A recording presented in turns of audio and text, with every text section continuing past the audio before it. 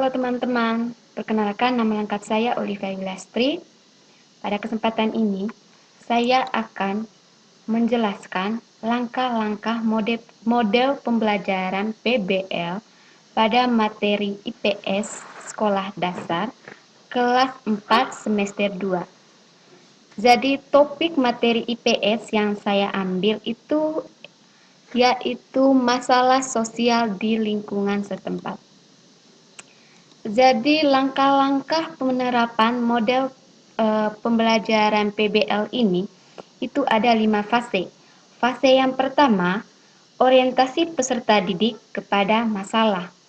Fase yang kedua, mengorganisasikan peserta didik. Fase yang ketiga, membimbing penyelidikan individu dan kelompok. Fase yang keempat, mengembangkan dan menyajikan hasil karya. Dan fase yang terakhir, menganalisa dan mengevaluasi proses pemecahan masalah. Jadi, yang pertama kita masuk di fase yang pertama, yaitu orientasi siswa pada masalah.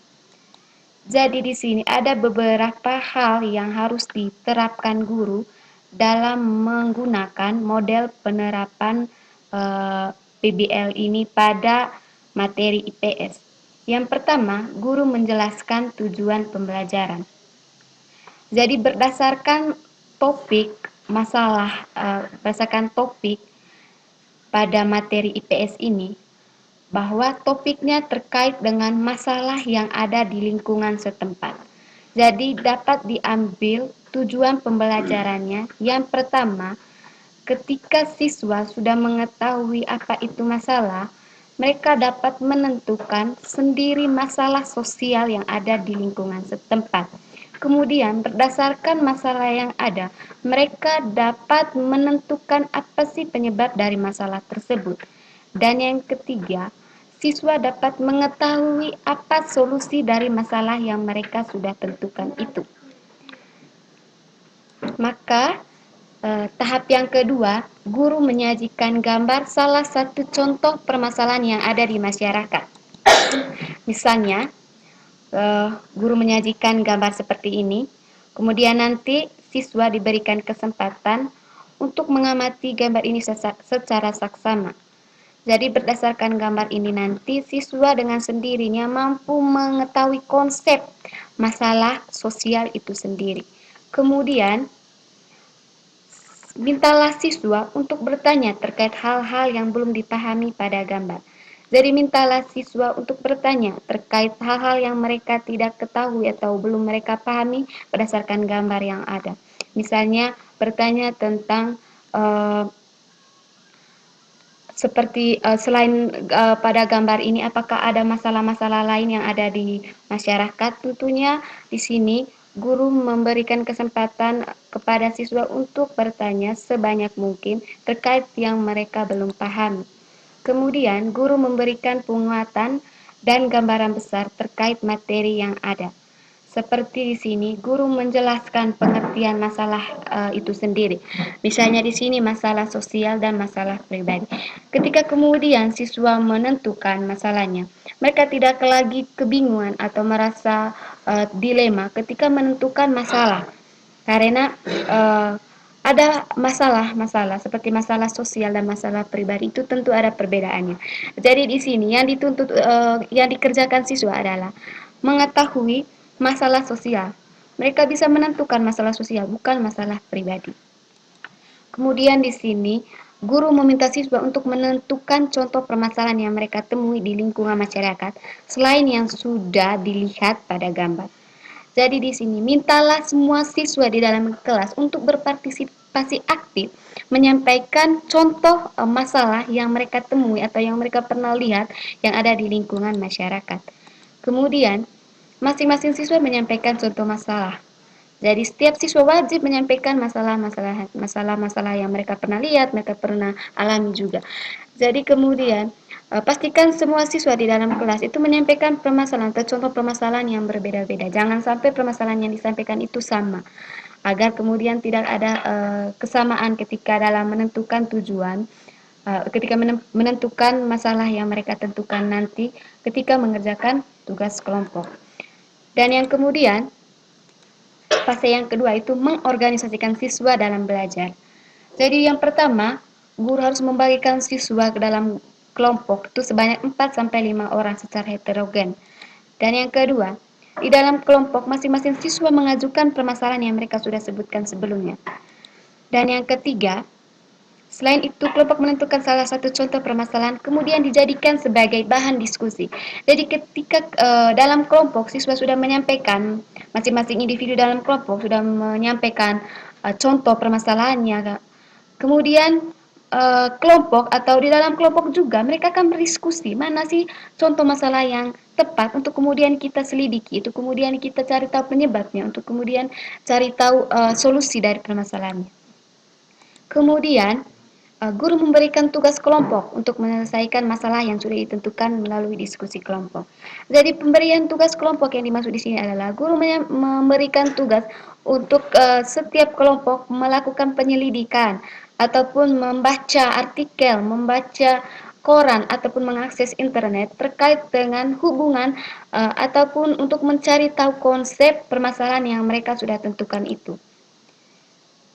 Ataupun dijelaskan bahwa guru memberikan kesempatan kepada semua kelompok untuk mengunjungi perpustakaan ataupun sumber dari internet, koran, atau melakukan penyelidikan guna memperoleh informasi yang berkaitan dengan masalah yang sudah ditentukan.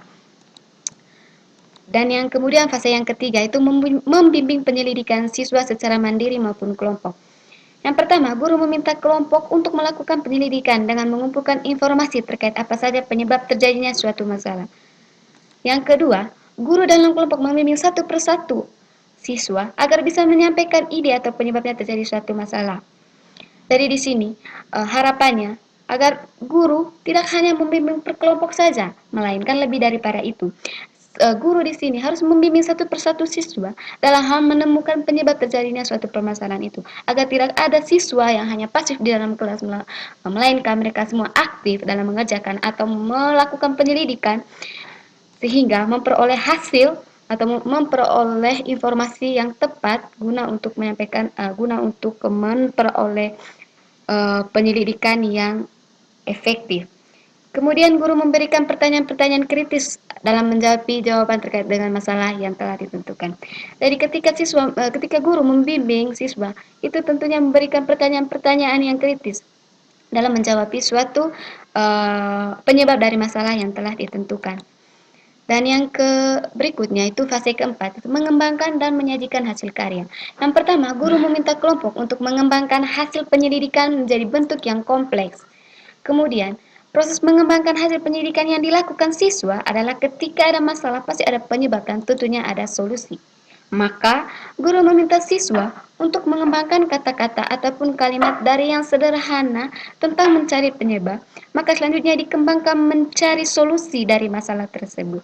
Jadi dalam mengembangkan ini, siswa tidak hanya sekadar mengurutkan atau tidak hanya menyusun kata-kata ataupun kalimat, tapi lebih daripada itu, ketika siswa sudah menemukan penyebabnya, maka siswa dengan penyusunan kata-kata ataupun kalimat yang baik itu dapat mencari solusi dari masalah yang sudah mereka tentukan. Kemudian dalam fase ini juga itu mempresentasikan hasil. Jadi guru meminta perwakilan dari kelompok, misalnya ketua kelompok, untuk menyampaikan hasil temuan penyelidikan mereka terhadap masalah yang sudah ditentukan. Kemudian dalam hal ini juga, selama proses presentasi berlangsung, kelompok lain wajib mendengarkan secara saksama dan menyampaikan tanggapan ataupun pertanyaan terkait presentasi kelompok di akhir presentasi. Kemudian, fase yang kelima, menganalisis dan mengevaluasi proses pemecahan masalah. Yang pertama, guru membimbing siswa untuk melakukan analisis terhadap solusi terkait masalah yang sudah ditentukan kelompok.